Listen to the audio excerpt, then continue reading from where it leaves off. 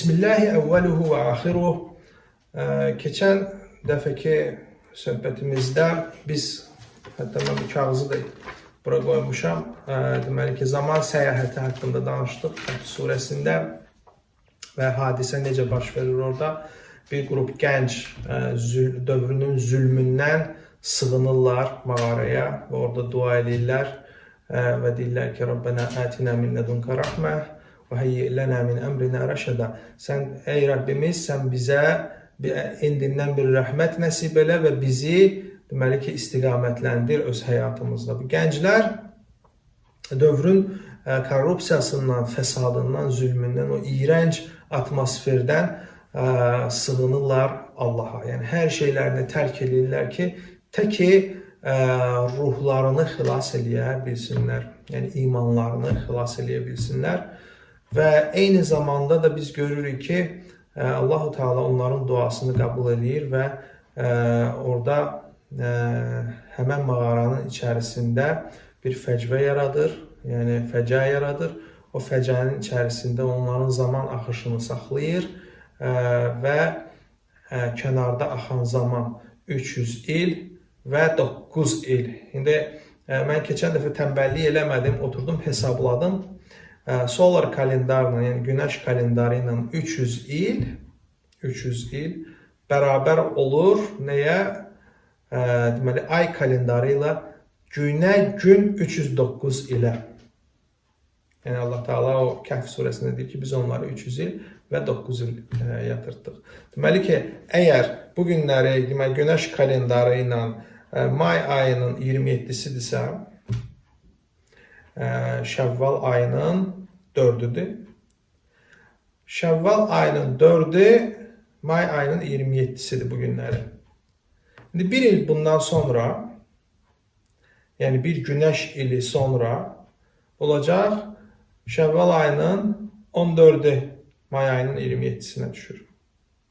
Daha bir ildən sonra may ayının 27-sində nə olacaq? Şəvval ayının 24-ü. Və s. Yəni 10 gün bu şəkildə davam edəcək. Və təkrar bir də nə vaxt may ayının 27-si Şəvval ayının 4-ünə düşəcək? Düz 300 il sonra, 300 günəş ili sonra həmən 300 ilə də 309 deməli ki, lunar kalendarı ilə, ay kalendarı ilə 309 il keçəcək ki, günə gün həmən gəlib o nöqtədə kəsişsinlər. Deməli ki, 300 il və 309 ildən bir bu deməli, kəsişmə təkrarlanır. Və Allah-u Teala, yəni burada da bir hikmət var. O, buna izah verməyə çalışacaq. Amma ki, buna verəcəyimiz izah klassik təfsirçilərin bizə göstərmədiyi bir baxış bucağından olacaq. Əlbəttə ki, onlar böyük ustadlardır. Allah onlara rəhmət eləsin. Onlardan çox şey öyrənmişik, böyük alimlər olub. Qalanlarına da ömrünə Allah bərəkət versin. Onlar məsələni başqa tərəfdən işıqlandırmağa çalışıblar. Amma biz bunu zamanın nisbiliyi kontekstində işıqlandırmağa çalışacağıq ki, daha aydın olsun bizə. Əvvəla, klassik təfsirçilər, mən yenə də deyirəm, onlar böyük alimlərdir, mən onları həmişə ustadım bilirəm və mən özüm onların ayaqqabısının tozunu təmizləməyə belə özümü layiq bilmədiyim halda, yəni o dərəcədə hörmətlə yanaşıram və qəti şəkildə mənim bu dediklərim onlara qarşı hörmətsizlik çıxmasın. Yəni bunu qabaqcadan deyim və verdiyim izahlarla da razı olmayın. Şərtim budur. Ta ki özünüz təfəkkür edib, araşdırıb, bu mövzuya hakim olandan sonra, bu mövzudakı qəti qənaətə gələndən sonra deməli ki, bu mövzuda bir qənaət gətirənə qədər. Bu da mənim sizin intellektivizə verdiyim qiymətdir. Bu zaman səyahəti, məsələn, klassik təfsirçilər deyirlər ki, orada ayədə və nuqallibuhum zətel yemini və zətel şimal. Biz onları çevirirdik sağa və sola. Klassik təfsirçilər bu qənaətə gəlirlər ki, bir çox təfsir kitablarında buna mən rast gəlmişəm və deyirlər ki, onların bədəni çürüməsin deyə, bədəni salamat qalsın deyə onlar çevrilirdilər. Yəni Allah onları çevirirdi sağa və sola. Məsələn, yataq xəstəsi onu tez-tez çevirirlər müxtəlif istiqamətlərə ki, bədənin bir hissəsi yatağa daima söykənili qalmasın. Orada qan dövranı zəif işləyir və qan dövranı zəif işlədiyinə görə nə olur orada? Toxumalarda çürümə baş verir və bunun qarşısını almaq üçün onu çevirmək lazımdır. Eyni şəkildə də bizim yatarkən özümüzün çevrilməyimiz də buna bir misaldır. Amma gəlin buna başqa bir prizmadan baxaq. Əgər onların qan dövranı işləsəydi, ki, yəni ideal olunur ki, o çevirmək, yəni qan işləməsi üçündür ki, bədənləri çürüməsin. O zaman qan dövranı varsa, deməli ki, bədənlərində maddələr mübadiləsi də var. Bədənində maddələr mübadiləsi varsa, onda onlar 300 ildən sonra oyananda onlar ayədən də görür ki, onlar bir sual verirlər bir-birlərinə. Biz burada nə qədər qaldıq? Və gəldikləri qənaət belə olur ki, qalu deyirlər ki, yevmən əv bə'zə yevm. Bir gün və ya günün bir hissəsi qədər qaldıq. Onlar belə qənaətə gəlirlər. Bayırdakı zaman 300 il keçib, bunlar içəridə belə qənaətə gəlirlər ki, biz burada bir gün və ya günün bir hissəsi qədər, gün maksimum, yəni bir limitdir, maksimal limitdir, yəni günün bir hissəsi qədər biz burada qalmışıq. Madəm ki, bunların bədənində maddələr mübadiləsi gedirdi, o zaman bunların saqqalları uzanıb, saçları uzanıb bir neçə metr uzunluğunda olmalı. 300 ilə insanın saçı, saqqalı nə boyda uzanar? Bunların dırnaqları mağaranın bayrağına çıxmalıydı artıq. Yəni dırnaqları o qədər uzanmalıydı. Deməli ki, bu baş verməyib. Və onlar niyə görə bu qənaətə gəliblər ki, bir gün və niyə 3 gün yox, 5 gün yox? Çünki 3-5 günə də saç, saqqal, dırnaq o qədər fərqli dəyişməz. Maraqlı sual bax budur. Fikir verin, orada 300 il və 309 il günə gün kimi gəlir. Onlar oyandığı zaman nəyə baxıb deyirdilər ki, biz burada nə qədər müddət qalmışıq? Saatlarına baxırdılar. Yoxsa smartfonlardakı kalendara baxıb deyirdilər ki, biz burada nə qədər müddət qalmışıq? Yox. Onların tək bir dənə vaxtı öyrənmə metodu var idi. O da nə idi? Aya baxmaq idi. Fikir verin, bayaqları qeyd elədiyim 300 il bərabərdir. Yəni 300 ilə ay təqvimi ilə ay həmən ay olur, gün də həmən gün olur. Deməli, biz indi çıxıb aya baxsaq, ayın indiki statusu 300 ildən sonra eyni status olacaq. Ona görə ilk olaraq bunlar nəyə baxırdılar? Aya baxırdılar. Deyirlər ki, hə, dünənləri biz gələndə də 14 gecəlik ay idi. Ya dünən və yaxud biz mağaraya girəndə 14 gecəlik ay idi, indi də 14 gecəlik aydır. Biz burada bir ay qalmış ola bilmərik, çünki saçımız, saqqalımız uzanmayıb. Deməli ki, biz burada yevmə əv bə'zə yevm və gün və ya günün bir hissəsi qədər qalmışıq biz burada. Nəyə görə? Çünki onların zamanları yavaşmışdı. Beləliklə də onların bədənlərindəki deməli ki, bioproseslər özləri də yavaşımışdı.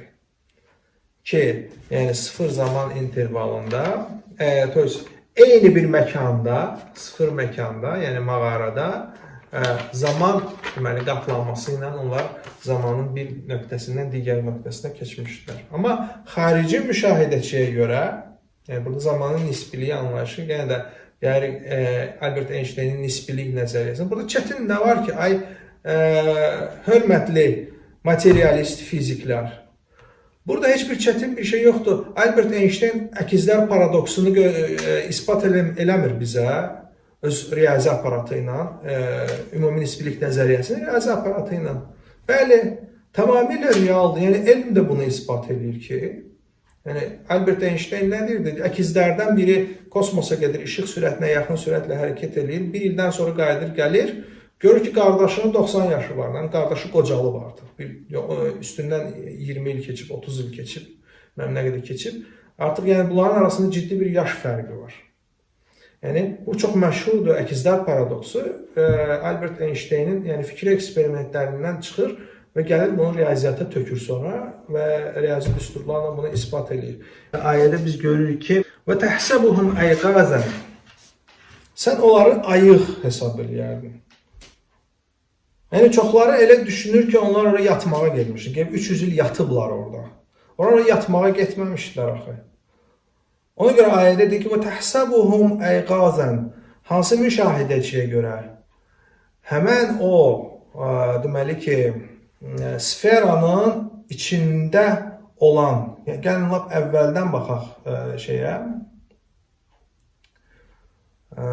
ayələrdə yəni deyir ki, bə'də əuzu billahi minəşşeytanirracim və tərəş-şəmsə, sən orada bir günəş görərdin.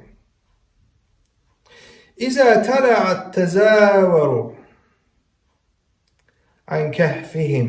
Onların, deməli ki, mağarasında günəşin doğduğunu görərdin. Zətəl yemin, sağında. Və izə qərəbət təqrizuhum zətəl şiməl.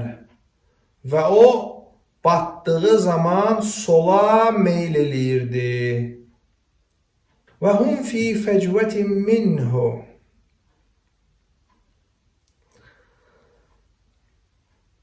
Onlar hamısı həmən o fəcvənin içərisində idilər. Yəni bu vremennoy prostranstvanın içərisində idilər. Sözün kökü fəcədir.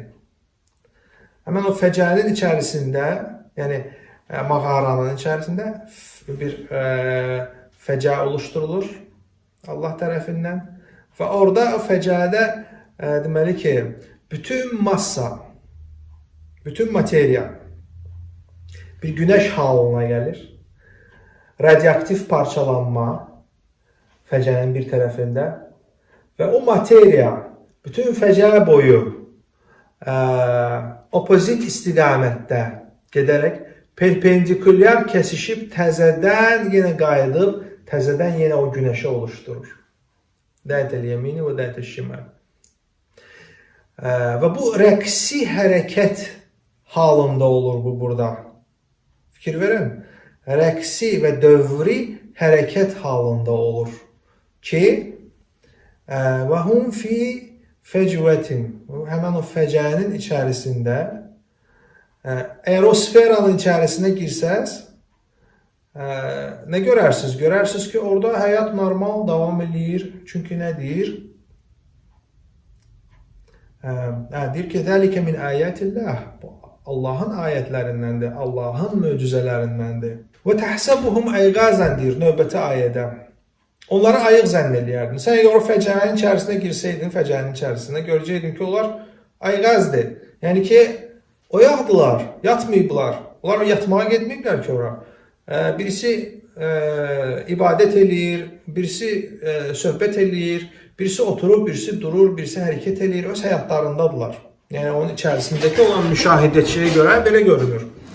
Amma onun bayrına çıxsan fəcədən bayra, və hum ruqud. Onlar sükunətdə idilər, ruqudda idilər. Çünki fəcvənin içərisindən bayra baxanda orada zaman çox sürətlə axır. Fəcvənin içərisində yəni Kəhf əshabından biri olsaydınız, o şəffaf olsaydı mağaranın divarları və siz oradakı keçirdiyiniz bir gün və ya günün bir hissəsi misalında kənara baxsaydınız, görürsünüz ağaclar sürətlə böyüyür, quruyur, coğrafi məkan dəyişilir və zaman günəş sürətlə deməli ki, çıxır, batır və eyni zamanda fəcvənin kənarından müşahidə eləyəndə fəcvənin içini. Oradan da görsənir, orada görsənir ki, həyat donub.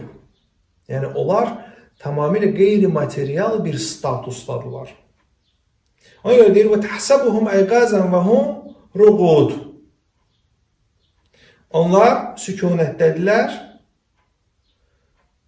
وَنُقَلِّبُهُمْ ذَاتَ الْيَمِينِ وَذَاتَ الشِّمَالِ وَنُقَلِّبُهُمْ ذَاتَ الْيَمِينِ وَذَاتَ الشِّمَالِ Və biz onları nuqallibuhum kəlməsi. Mən buradan Ramin bəyə də salam göndərmək istəyirəm. Ərəb dilinin, yəni Quran ərəbcəsini Azərbaycanda ən mükəmməl bilən insanlardan biridir və bu mövzuda bizim onunla çox debatlarımız olub və hər debatda da çox şeyə öyrənirik. Allah razı olsun ondan və keçən dəfə çox maraqlı bir söz dedi. Həmən o fəcvə dünənləri mənə dedi ki, onun bir başqa mənası da var. Yəni yama, yəni временной yama kimi götürmək olar, временной пространство kimi götürmək olar. Artıq burada da çox şeylər artıq bizə aydın olur. Çünki burada deyir ki, وَنُقَلِّبُهُمْ ذَاتَ الْيَمِينِ وَذَاتَ الشِّمَالِ Hansı ki, tradisional, klassik təfsirçilər deyirlər ki, o bədənləri çürüməsin deyə onlar o tərəfə, bu tərəfə nuqallibuhum. Ümumiyyətlə, sözün kökü qəlbdir. Qəlb çevrilən bir şeyə deyirlər və ya rəqsi hərəkətə deyirlər. Rus dilindən məsələn bu kəlimə keçib kalibaniya, kalibasiya. Kalibel kəlməsi də Rus dilində qəlb kəlməsindən əmələ gəlib, yəni o ərəb dilindən Rus dilinə keçib. Yəni dövri rəqsi hərəkət mənasındadır.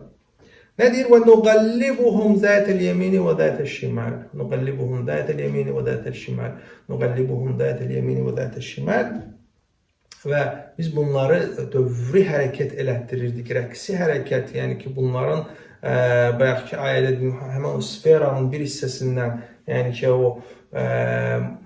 həmən o materiya deməli ki, enerjiyə çevrilir və fırlanaraq təzədən yenə gəlir fəcbənin eyni nöqtəsində yeni bir günəş hasil edir. Yenidən bir həmən bu nuqallibuhum zətəl yemini və zətəl şimal dövrü şəkildə biz bunu dalğa, elektromaqnit dalğası kimi biz bunları deməli ki, fırladırdıq, biz bunları hərəkət elətdirirdik, biz bunları dalğalandırırdıq. Dövrü cikl şəklində. Və növbəti ayədə bizə deyir ki, və kəzəlik və beləliklə bə'asnəhum litəsəəlu beynəhum. Bə'asə kəlməsi oyatmaq kimi tərcümə olunur. Məsələn, məbəs günü nədir? Yəni ki, ayıltmaq və əvvəlki statusa qayıtmaq. Biz onlara əvvəlki statusuna qayıtmaq, yəni ki, qeyri-material aləmdən material aləmə getirdik, çıxartdıq təzədən. Öz aralarında sorğu-sual eləsinlər ki, nə qədər qalıblar. Qalə qailun minhum kəm ləbistum. Dedilər ki, burada nə qədər müddət qaldıq? Qalu ləbisnə yevmən əv bəzə yevm. Dedilər ki, biz burada bir gün və ya günün bir hissəsi qədər qaldıq. Yəni, nəyə əsasən dedilər bunu? Ona əsasən dedilər ki, əvvəla birincisi, əgər biz klassik təfsirçilərin təfsirləri ilə götürsək bu ayənin təfsirini, onda qəbul eləməliyik ki, bunların maddələr mübadiləsi davam edir. Onda onlar qocalmalıydılar. Saçları, saqqalları uzanmalıydı. Bədəndəki proseslər dayanıb. Yəni, bu bir. İkincisi, burada 309 il və ya 300 günəş ili ayın həmənki gününün, həmənki ayının həmənki günü elədiyinə görə onlar yəni ki, aya baxıb, yəni burada qənaəti gəliblər ki, yəni heç bir şey dəyişməyib, dəyişən heç bir şey yoxdur və deməli, həmən fəcvənin içərisində olan müşahidəçiyə görə hər şey normal gedib və bunlar bir gün qalıblar burada. Bir gün maksimum, yəni. Çünki ayın statusu dəyişməyib orada. Eyni zamanda fəcvənin kənarında olan müşahidəçi deməli ki, orada Allah Teala ayədə nə deyir? Deyir, لَوَتَّلَعْتَ عَلَيْهِمْ لَوَلَّيْتَ مِنْهُمْ فِرَارًا.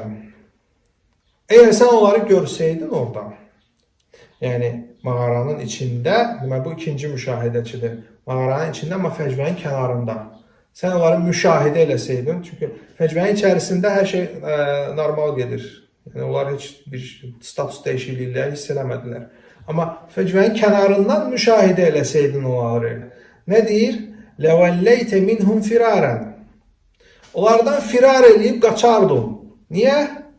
وَلَمُلِئْتَ مِنْهُمْ رُعْبًا. Səni orada dəhşət bürüyərdi. Yəni dəhşətli bir mənzərə ilə mənzərə qarşısında o dəhşətə gələrdin və oradan firarən qaçardın sən. Deməli ki, o fəcvənin içərisində nə baş verir ki, fəcvənin kənarında olan müşahidəçi dəhşətə gəlir. Əgər onlar normal, klassik üslubda, dədə-baba qaydası ilə uzanıb yatıb xoruldayırdılarsa orada, indi mən simvolik deyirəm bunu, burada dəhşətə gəlinəsi bir şey yoxdur axı. Deməli, oradakı fəcvənin içərisində elə bir zaman və məkan shiftingi baş verir ki, elə bir mənzərə ilə onların bədənləri parçalanır, iyonlara parçalanır, atomlara parçalanır, onlar şüalanır və bir günəş kimi fəcvənin ətrafından çevrilib təzədən bir günəş hasil edirlər və təzədən çevrilərək, yəni belə bir hala gəlib düşüblər və sən onu kənardan izləsəydin, sənə dəhşət bürüyərdi. Yəni o kənardakı müşahidəçi üçün bu dəhşətli olardı. Amma içəridə həmən vəziyyət idi. Həmən onlar gəzirdilər, dolanırdılar. Yəni ki, onlar bir üst dimensiona, üst boyuta çıxmışdılar. Oradakı durum fərqli idi. Ona görə səni kənar müşahidəçiyə dəhşət bürüyərdi. Və üçüncü müşahidəçi biz təsəvvür eləsək ki, artıq mağaranın bayırındadır. Mağaranın bayırından artıq, yəni mağaranın içi görsənmədiyinə görə, orada yenə zaman öz axarında axır. Yəni üstündən 300 il keçir, insanlar ölür, qocalır, cəmiyyətlər dəyişir, nə bilim, krallıqlar dəyişir, tarix deməli ki, öz axarı ilə gedir. Və orada 300 il keçəndən sonra həmən o fəcvənin içərisində 1 saat keçmiş olur. Yəni ki, zaman fərqli. Keçən dəfəki mövzuda biz bu həmən o boyutlar arası zaman nisbiliyini izah elədik və gətirdik Kəhf surəsində gördük ki, bu deməli ki, zaman səyahəti Qurani Kərimdə bizə bildirilmişdir. Bilmək lazımdır ki, Allah-u Teala heç bir şey boş-boşuna demir. Yəni, və Quranda heç bir ayə təsadüfən deyil orada.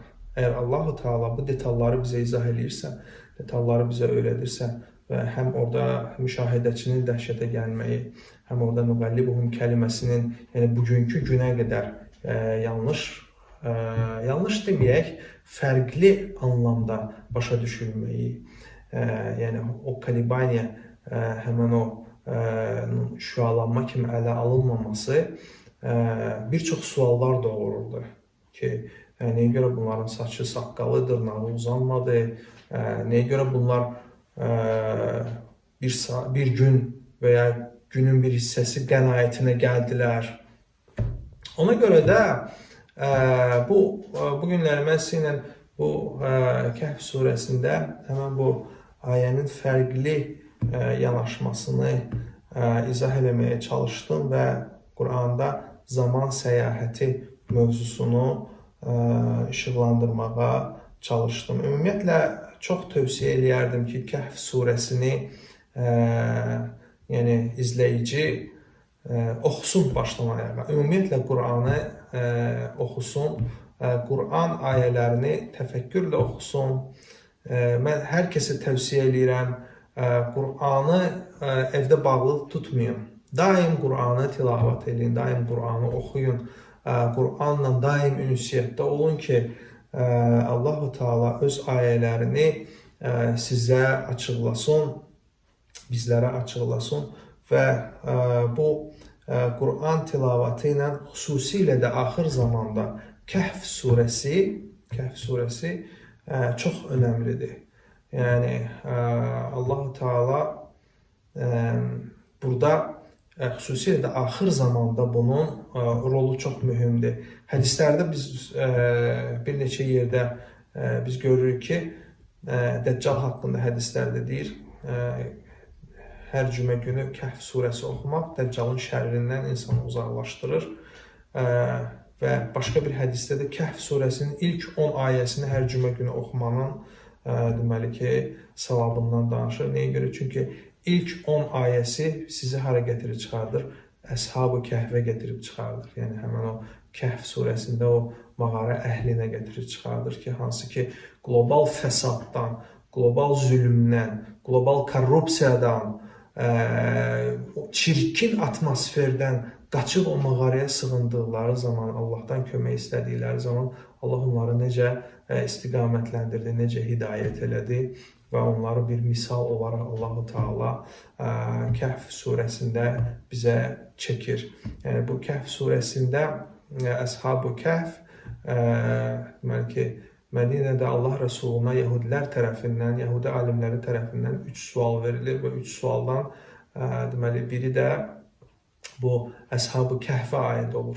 Yerdə qalan 2 sual və Əsəlunəkə ənir ruh deyir, səndən ruh haqqında soruşurlar. Onun cavabı Əl-İsra surəsindədir və eyni zamanda da deməli ki, şərq və qərbdə deməli hərəkət eləyən, səyahət eləyən haqqındadır. Və nəsəlunəkə ənin Zülqərneyn. Zülqərneyn haqqında səndən soruşurlar və Kəhf surəsində deməli ki, 4 əsas, 4 deməli ki, hadisə nəql olunub. Birincisi bu Əshab-ı Kəhfdir, sonra bağ sahibləridir. Mən təfsilatını danışmıram, istəyirəm siz onu oxuyasınız.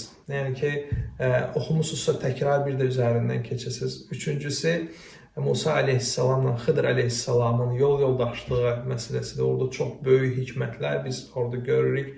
Və dördüncüsü də Zülqarneyn əleyhissalamdır ki, hansı ki, axır zamanda biz keçən dəfəki videolarda Zülqarneyn əleyhissalam haqqında danışırıq. Yəni, qarın kəlməsi zaman deməkdir. Zülqarneyn 2 zamanlı deməkdir. Yəni, 2 zamanda 2 dövrü əhatə eləyən mənasındadır. Və Zülqarneyn əleyhissalamın deməli, qissəsində biz Yəcuc və Məcucla ilk tanışdığımız oldu. Və İnnə Yəcuc və Məcuc mufsidunə fil ərz deyir, gəlir Zülqarneyn əleyhissalam şikayət edir və əgər maraqlanırsınızsa, əvvəlki videolarımda siz baxın Yəcuc və Məcuc mövzusuna və orada bu mövzuya geniş izah verilib. Yəni, çox istəyərdim ki, biz eyni səhifədə olaq. Mən ola bilsin qəliz danışıram. Çünki mən özüm çox pis bir pedaqoqam. Bəzən fikirlərimi düzgün ifadə eləmirəm, bəzən düzgün anlaşılmır. Bəzən mənə deyirlər ki, qəliz danışırsan. Amma əgər suallarınız olarsa, xahiş edirəm, suallarınızı yazın. Əgər hər hansısa bir, deməli ki, qaranlıq qalan məsələ varsa, o məsələ haqqında əgər bildiyim bir şeydirsə sizinlə paylaşaram. Əsas odur ki, biz bu mövzuya hardan girdik? Bu mövzuya oradan girdik ki, bugünkü elmi texnoloji tərəqqi adı altında insanları deməli ki, həm elmi texnoloji tərəqqi gücünü əllərində tutanlar, onun patentlərini əllərində tutan ayrı-ayrı korporasiyalar və onların idarəçiləri, hansı ki, dünyadakı gücü nəzarətdə saxlamaq istəyirlər, dünyadakı gücü idarə eləmək istəyirlər. Və bu qövm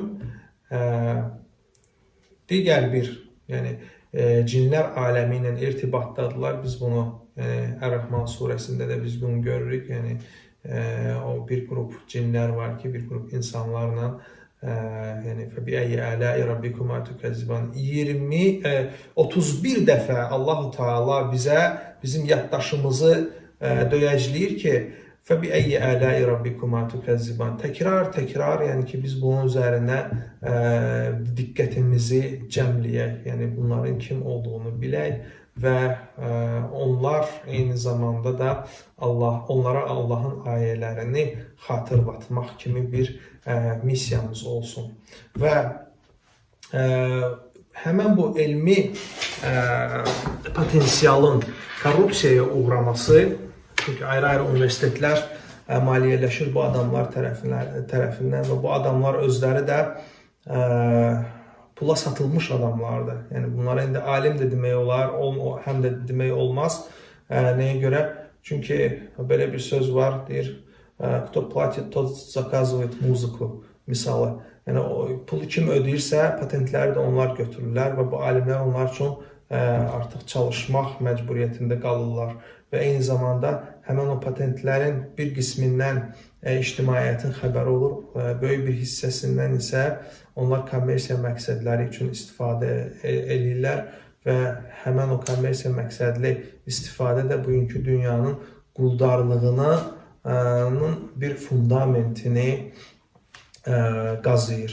Ona görə də yəni bu günləri elmi potensialın bu şəkildə, yəni qlobal bir korrupsiyaya uğramasının əsas səbəbini biz gördükdən sonra artıq biz buna qarşı mübarizə apara bilərik. Çünki 17-ci əsrin sonlarından etibarən bir qrup fiziklər ortaya çıxdı və yeni bir nəzəriyyə ilə ortaya atıldılar. Scientific theory deyiblər buna. Scientific theory nədir? Onlar sadəcə insanın 5 duyğu üzvünün qəbul elədiyi məlumatları, təsdiq elədiyi məlumatları rasional düşüncə əhatəsinə daxil edirdilər. Əgər sən onlara cinlərdən, mələklərdən danışsan, elmi şurada, onlar sənə gülərlər və deyirlər ki, biz bunu qəbul edirsən, multfilm danışırsan. Çünki cin bu Disney multfilmlərində Ələddin multikinin bir obrazıdır. Bu nağıldır. Belə deyəcəklər sənə. Amma sən bunu, yəni elmi tərəfdən əgər bu anlayışları, bayaq yuxarıda qeyd etdiyim anlayışları sən işin içinə qatmasan, sən bu günləri elm aləmində olan bu xaosun, bu korrupsiyanın deməli ki, maskasını cıra bilməyəcəksən. Ona görə də bu qrup fiziklər kilsə hakimiyyətinə məğlub etdikdən sonra Avropada bir güc halına gəldilər və Avropa qeyri-adi bir hərbi gücü əldə elədi. Çünki bunlar apardıqları elmi araşdırmaları artıq hərbi sahəyə tətbiq eləməyə başladılar və əldə elədikləri qeyri-adi bir deməli, güclə Avropa bütün dünyanı koloniyalar halına gətirdi, sömürməyə başladı. Və bu hal 19-cu, 20-ci əsrlərdə də davam elədi. 1-ci, 2-ci dünya müharibələri və günümüzün bugünkü günə qədər o elmi dərəcələri verən ali elmi qurumlar ki var dünyada, bunlar hamısı onun fundamentində qurulub. Və bunların bir məqsədi var. Yaradılışı izah eləyəndə, yəni ki, bu yaradılış hardan əmələ gəlir? Yaradılışı izah eləyəndə Allahı ümumi deməli ki, mənzərədən uzaqlaşdırmaq və Allahsız bir izahat hazırlayıb bu şəkildə bəşəriyyətə təqdim eləmək. Məsələn, onlar deyirlər ki, yaradılışda Allahın heç bir rolu yoxdur. Və bunlar dırnaq arası genius, yəni ki, çox belə dahi dırnaq arası gəldə deyirəm, alimlər ortaya atdılar. Stephen Hawking misalı. Adam şikəstdir, amma ona deyirlər ki, bir əzələsini tərk edə bilir. Onunla da kitablar yazır. Onunla da elmi əsərlər yazır və bu çox ağır, bunun beyni super bir beyindir və bu iddia edir ki və isbat eləməyə çalışır ki, biz yaradılışı Allah olmadan da izah eləyə bilərik və bunların maskasını cırmaq üçün bu mövzuya mən girməli oldum. Nəyə görə? Həmən o Kəhf surəsində o fəcbə ki var, fəcər, orada yəni o eyni prinsiplə də Allah-u Teala o böyük partlayışı, yəni Big Bang yaradıb və Allah-u Teala ayələrində deyir ki, biz onu yaratdıq, yeri və səmavatı, onları genişləndirməkdəyik Və eyni başqa bir ayədə də deyir ki, onlar nə olacaq? Kağızı bükülən kimi büküləcəklər səmalar. Yəni ki, qiyamət gününə yaxın. Və nə olacaq? Yeni bir Big Banglə, o gün səmalar başqa bir səmalarla, yer başqa bir yerlə əvəz olunacaq. Yəni material dünya yenidən inşa olunacaq və bu siklik bir xarakter daşıyır. Bir yaradılışın fundamenti Allah-u Teala öz ayələrində, ayrı-ayrı ayələrdə biz bunları bir araya gətirərək, həmin o bürclər kimi bir araya gətirərək biz burada görürük ki, deməli ki, həmin o fəcvə nəinki kəhfin içərisində, mağaranın içərisində, eyni zamanda bütün kainata şamil olunub, bütün yaradılışa şamil olunub. Biz zərrələr aləminə endiyimiz zaman atomun planetar modelində biz görürük ki, elektron buludu, yəni elektron bir zərrəcikdir, amma ki, o müəyyən elektron səviyyəsinə düşdüyü zaman o bir bulut halına, bir abaloçka halına gəlir çıxır, bir fəcvə halına gəlir çıxır, fəcə halına gəlir çıxır və o fəcə bir əhatədir, bir əhatə eləyir.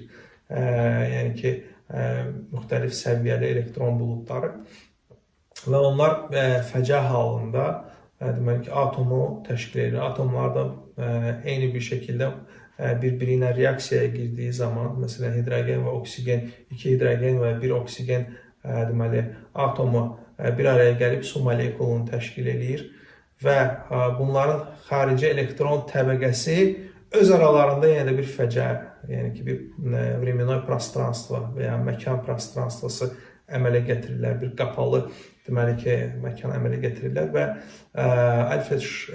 və eyni zamanda Schrödinger tənliyinə görə bu elektron, Schrödinger nə deyirdi?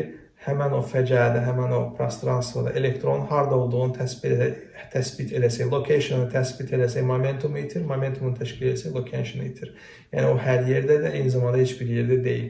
Yəni bir abaloçka təşkil edir və həmən o prinsiplə, Kəhf surəsindəki həmən o fəcə prinsipi ilə deməli ki, atomlardan alın, ta gəlin çıxın astrofizikaya, Big Bang nəzəriyyəsinə, yenə də həmən o, deməli ki, o nəhəng bir fəzada böyük partlayış, ondan əmələ gələn qalaktikalar, deməli ki, maddi aləmlər və təzədən onlar deməli yenidən bir araya gəlib yeni bir Big Bang yaratmasını Quran bizə deyir. Amma bugünkü gündə, bugünkü elm aləmi elə bir xaosun içərisindədir ki, onlar məsəl üçün keçən dəfə izah edədiyim o dark enerji və dark matter ratio dediyimiz tünd materiya və tünd enerji. Bunlar nədir? Bunlar, mən bunun qısa izahını verim sizə, baş ağrı olmasın. Deməli ki, burada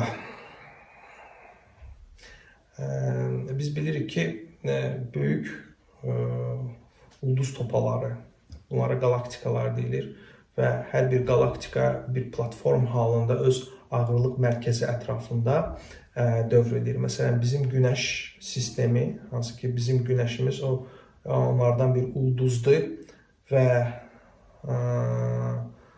o deməli ki, və biz bilirik ki, o Günəş sistemi, hansı ki bizim Günəş sistemi ki var, o bizim galaktikamızda, Milky Way galaktikasında orta ölçülü bir ulduzdur və təxminən galaktikanın kənarına yaxın bir yerdə yerləşir. Yəni mərkəzə doğru biraz yerləşdirsək onu və bizim Günəşdən, bizim galaktikanın mərkəzinə qədər olan məsafə deməli 30 işıq ili məsafəsidir. 30 işıq ili nə deməkdir? Yəni işıq 1 saniyədə 300.000 kilometr məsafəni qət eləyir. Bunu bir ildə getdiyi yolu hesablayın. Yəni 30 ilə işıq Günəşdən gedib galaktikanın mərkəzinə çatır. Nəhəng bir məsafədir. Və bizim Günəş bu galaktika mərkəzi ətrafında 250 milyon ildən bir dövrə vurur. 250 milyon ilə bir dövrə vurur. Və bu boyda nəhəng məsafəni bu sürətlə fırlandığı halda və bu Günəş orta ölçülü bir ulduzdur və bizim galaktikada 400 milyard belə ulduz, buna oxşar ulduzlar var. O nəhəng bir platform dönür öz oxu ətrafında galaktika.